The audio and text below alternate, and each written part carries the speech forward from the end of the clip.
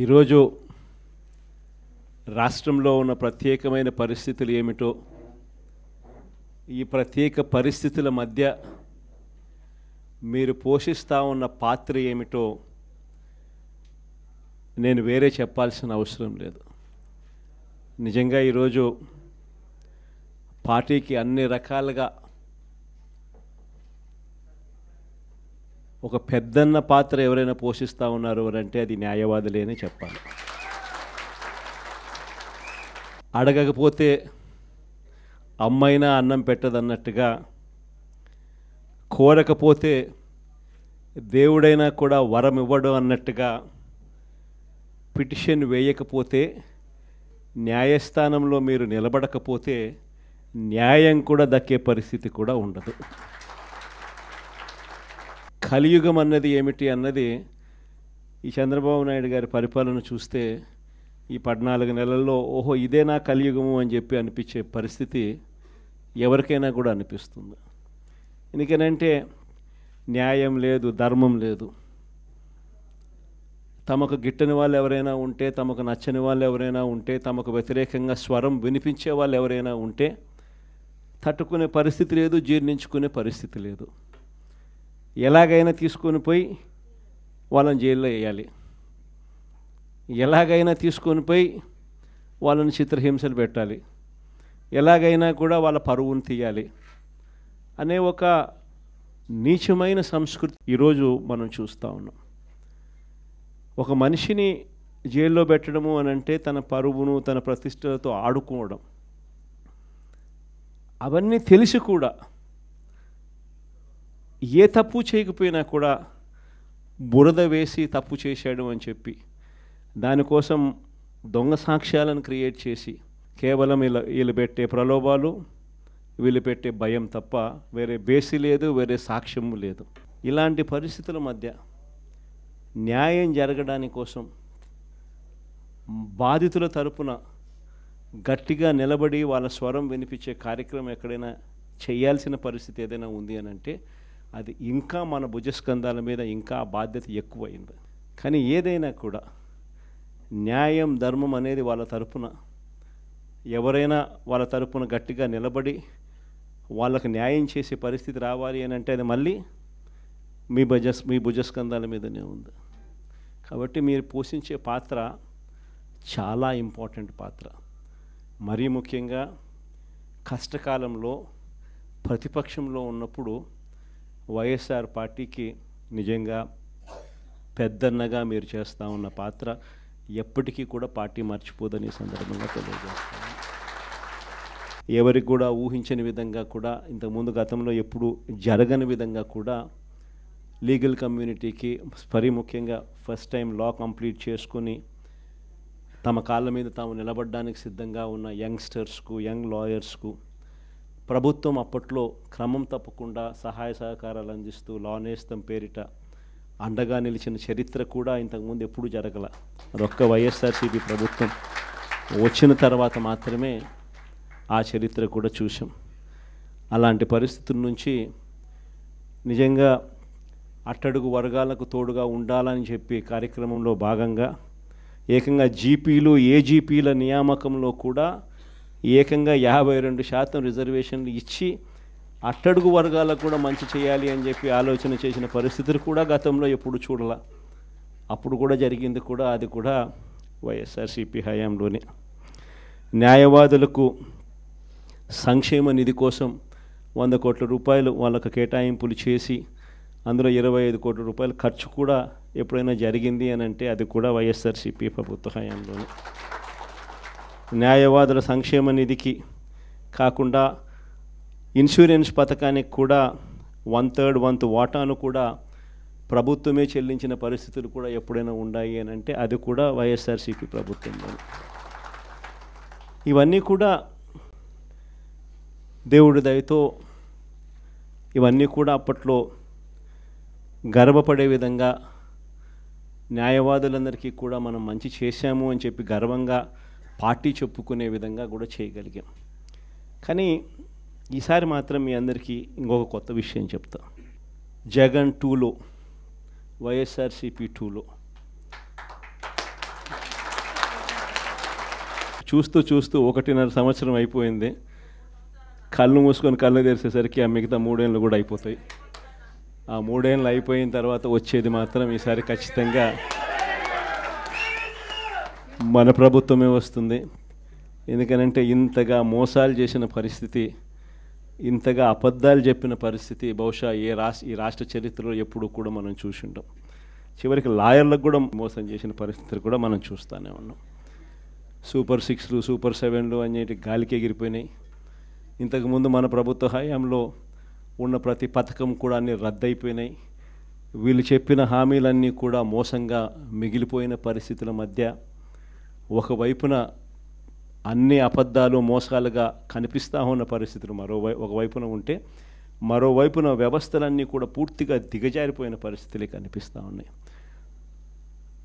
చదువుల రంగం తీసుకున్న, పేదవాడి ఆరోగ్యానికి సంబంధించిన రంగం తీసుకున్న, వ్యవసాయ రంగం తీసుకున్న, లా అండ్ ఆర్డర్ తీసుకున్న, గవర్నెన్స్లో ట్రాన్స్పరెన్సీ తీసుకున్న, ఏ రంగాన్ని తీసుకున్నా కూడా అన్ని రకాలుగా తిరోగమనమే కనిపిస్తుంది తప్ప ఈ రాష్ట్ర ప్రభుత్వంలో ఎక్కడా కూడా పురోగతి, అభివృద్ధి అనేది ఎక్కడా కనిపించని పరిస్థితి. మరోవైపున విచ్చలవిడి కరప్షన్, ఎక్కడ చూసినా కానీ కరప్షన్ అనేది మామూలుగా లేని పరిస్థితిలో ఈరోజు చూస్తూ ఉన్నాం. ఎక్కడ నిలబడినా, ఏ గ్రామానికి వెళ్ళినా కూడా గ్రామంలో పక్కనే బెల్ట్ షాప్ కనిపిస్తుంది. విచ్చలవిడిగా బెల్ట్ షాపులు మన కళ్ళ ముందనే ఎంఆర్పి రేట్ కన్నా ఎక్కువ రేటుకి అమ్ముతూ ఉన్నారు. డైరెక్ట్గా ఎంఆర్పి రేట్ కన్నా ఎక్కువ అమ్ముతూ ఉన్న బెల్ట్ షాపులు ఎవరు నడపాలా అనేది ఆక్షన్లో పాడుతూ ఉన్నారు. ఆక్షన్లో 2 లక్షలు 3 లక్షలు 4 లక్షలు పాడినోనికి బెల్ట్ షాప్ ఇస్తూ ఉన్నారు. ఆ బెల్ట్ షాప్ ఎంఆర్పి రేట్ కన్నా ఎక్కువ రేటు కళ్ళ ముందరనే అమ్ముతూ ఉన్నారు. అలా అమ్మిచ్చేది ఎవడు అని అంటే పోలీసులు దగ్గరుండి అమ్మిస్తూ ఉన్నారు. ఇది కరప్షన్ అన్నది కళ్ళ ముందనే కనిపిస్తూ ఉన్న కరప్షన్. ఎక్కడ చూసినా పర్మిట్ రూములు, ఇల్లీగల్ పర్మిట్ రూములు కనిపిస్తూ ఉన్నాయి. ఏ నియోజకవర్గం తీసుకున్నా కూడా ఇసుక అన్నది ఉచిత ఇసుక అంటున్నారు. ఉచిత ఇసుక ఎవరికి ఇస్తూ ఉన్నాడు అనేది దేవునికి ఎరక. కళ్ళు ఎదుటే కనిపిస్తూ ఉన్నది ఇసుకే మన ప్రభుత్వ హయాంలో కన్నా డబుల్ ద రేటుకి అమ్ముతూ ఉన్నారు. మన ప్రభుత్వ హయాంలో అన్న ఇసుకన్నా కనీసం సంవత్సరానికి 700 కోట్లు 750 కోట్లు గవర్నమెంట్కి ఆదాయం వచ్చేది రాయల్టీ రూపేణ. ఇప్పుడు రాయల్టీ రాకపోగా ఇసుకేమో డబుల్ రేటుకి అమ్ముతూ ఉన్నారు. ఏ నియోజకవర్గం తీసుకున్నా కూడా పేకాట క్లబ్బులు దగ్గరుండి నడిపిస్తూ ఉన్నారు ఎమ్మెల్యేల క్యాండిడేట్లు. పోలీసులు దగ్గరుండి ఆ పేకాట క్లబ్బులకు ప్రొటెక్షన్ ఇస్తూ ఉన్నారు.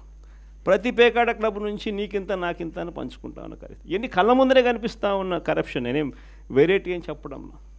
కాంట్రాక్ట్లు ఇస్తే అమరావతి మామూలుగా 4,000-4,500 రూపాయలు కడితే బ్రహ్మాండమైన హైదరాబాదు, బెంగళూరు లాంటి ప్లేస్లో కూడా 5 స్టార్ లాబీతో ఫ్లాట్లు నిర్మాణం 4,000-4,500 రూపాయలు పెడితే బ్రహ్మాండంగా కడతారు. కాస్ట్ ఆఫ్ కన్స్ట్రక్షన్ 4,500 రూపీస్ దాటదు. అమరావతిలో కాస్ట్ ఆఫ్ కన్స్ట్రక్షన్ 10,000, 9,000. కళ్ళ ముందరనే మొబిలైజేషన్ అడ్వాన్స్. ఇంతకుముందు లేదు మొబిలైజేషన్ అడ్వాన్స్, ఇప్పుడు మొబిలైజేషన్ అడ్వాన్స్ ఇస్తున్నారు. అంటే పనులు చేయకమునిపే 10% మొబిలైజేషన్ అడ్వాన్స్. మొబిలైజేషన్ అడ్వాన్స్ 10% ఇస్తున్నారు, అందులో 8% తీసుకుంటా ఉన్నారు. కళ్ళ ముందర కనిపిస్తూ ఉన్న కరప్షన్ ఇవన్నీ. పీపీఏలు ₹4.60. మన హయాంలో ₹2.49 మనం పీపీఏ చేస్తే నానా యాగి చేసినారు. ₹2.49 అనేది రాష్ట్ర చరిత్రలో ఎప్పుడు జరగల. దేశ చరిత్రలో కూడా అతి తక్కువ ధరకు మనము ₹2.49కే పీపీఏ చేసుకున్న పరిస్థితులు. అలాంటిది వెన్నుదట్టి ప్రోత్సహించాల్సింది పోయి అప్పుడు కూడా మన మీద బురద జల్లినారు. తీరా వాళ్ళు వచ్చిన తర్వాత పరిస్థితి ఏంటి అంటే ₹4.60 పీపీఏ. కళ్ళెదితే ఇవన్నీ నేను ఎక్కడా కూడా కంటి ముందర కనిపించే కరప్షన్ మాత్రమే చెప్తా ఉన్నా. నియోజకవర్గంలో ఏ నియోజకవర్గం అన్నా తీసుకో, ఆ నియోజకవర్గంలో మైనింగ్ జరగాలన్నా, ఆ నియోజకవర్గంలో మట్టి గ్రావెల్ జరగాలన్నా, ఆ నియోజకవర్గంలో ఎవరైనా పరిశ్రమ నడుపుకోవాలన్నా ఎవరైనా కూడా నడుపుకునే పరిస్థితి లేదు. రావాలా, ఎమ్మెల్యేతో మాట్లాడుకోవాలా, ఎమ్మెల్యేకి ఇంత డబ్బు ఇవ్వాలా, పోలీసులు దాని దగ్గరుండి సహకరిస్తారు. ఎమ్మెల్యే ఇంత తీసుకుంటాడు, పైకి ఇంత పంపిస్తున్నాడు. కళ్ళ ముందర కనిపిస్తూ ఉన్న కరప్షన్ ఏంటి విడిగా జరుగుతూ ఉంది. ఇలాంటి నేపథ్యంలో ఇంత మంచి చేసిన మనకే ఈ పరిస్థితి ఉన్నప్పుడు మరి ఇన్ని అబద్ధాలాడి ఇన్ని మోసాలు చేసి ఇంత దారుణమైన పరిపాలన చేస్తూ ఉన్న వీళ్లకు పరిస్థితి రేపొద్దున దేవుడు ప్రజలు తంతే ఎక్కడ పడతారో నేను వేరే చెప్పాల్సిన పని. ఈ జగన్ 2లో మాత్రం ఖచ్చితంగా ఎవరైతే పార్టీ కోసం చేసినారో ఈసారి ప్రతి ఒక్కరిని కూడా మర్చిపోకూడదు, డేటాబేస్ క్రియేట్ చేయండి అని చెప్తాను. ఈ డేటాబేస్ ఆధారంగానే రేపొద్దున ప్రతి ఒక్కరికి కూడా గుర్తింపు అనేది ఉంటుందనేది ఈ సందర్భంగా ఖచ్చితంగా తెలియజేస్తాను.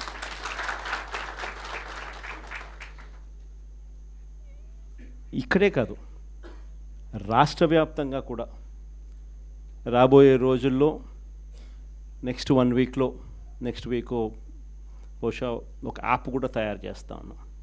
దాంట్లో కూడా మీ సీనియర్ లాయర్లు అందరూ కూడా దాంట్లో యాప్లో కూడా ఇన్వాల్వ్ అవుతున్నారు.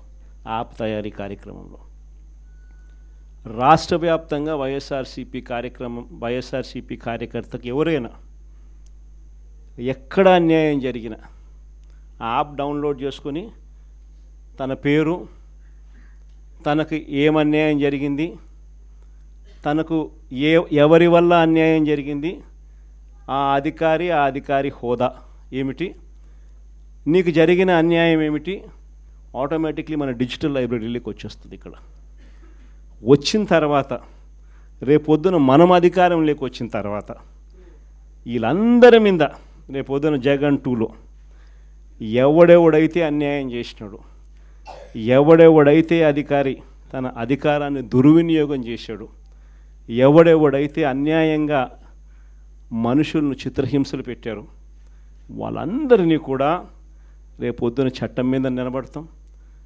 చట్టం తన పని తాను చేసుకొని పోతుంది. ఎందుకంటే ఈరోజు చూస్తూ ఉన్నాం ఇవన్నీ కూడా. ఈరోజు లాయర్లుగా మనం పోయి వాదించే కార్యక్రమం ఏదైతే మనం చేస్తూ ఉన్నాము అని అంటే, ఎవరి తరపున మనం వాదిస్తున్నాము అని అంటే నిజంగా దెబ్బతిన్న వాని తరపున వాదిస్తూ ఉన్నాం. ఆ దెబ్బ అనేది ఎంత తీవ్రంగా కనిపిస్తూ ఉంది అని అంటే, కళ్ళ ఎదుటే దొంగ సాక్ష్యాలు, దొంగ కేసులు పెడతా ఉన్నారు. అందులో నుంచి దొంగ సాక్ష్యాలు పుడతా ఉన్నాయి. దొంగ సాక్ష్యాల ఆధారంగా మనుషులను తీసుకొని పోయి జైల్లో పెడతా ఉన్నారు. జైల్లో నుంచి ఆ మనిషి బయటకు వచ్చేసరికి ఆ కేసు అయిపోయేసరికి మరో కేసు, కరెక్ట్గా ఆ కేసు అయిపోయే టయానికి మళ్ళీ ఎక్స్టెన్షన్, మళ్ళీ ఆ కేసు అయిపోయేసరికి ఇంకొక కేసు, మళ్ళీ ఎక్స్టెన్షన్. నిజంగా ఈ వ్యవస్థ లేకన్నది మార్పు అనేది రావాలా. అధికారం ఉంది కదా అని చెప్పి, యూనిఫామ్ ఉంది కదా అని చెప్పి దుర్వినియోగం పరచడం అన్నది ఎంతటి బాధ కలిగిస్తుంది అటువైపున వ్యక్తికి కూడా అన్నది ఇటువైపున వ్యక్తికి కూడా అర్థం కావాలి. అర్థం కావడానికి అందుకనే లాయర్లు చేయించిన ఈ యాప్ని మనందరి సమక్షంలోనే నెక్స్ట్ వీక్ అది కూడా లాంచ్ చేసే కార్యక్రమం కూడా చేస్తాం. రాష్ట్ర వ్యాప్తంగా ఈ కార్యక్రమాలన్నీ చేసే ప్రతి విషయంలో కూడా మరొక్కసారి మళ్ళీ చెప్తా ఉన్నా, మీ పాత్ర చాలా ముఖ్యం.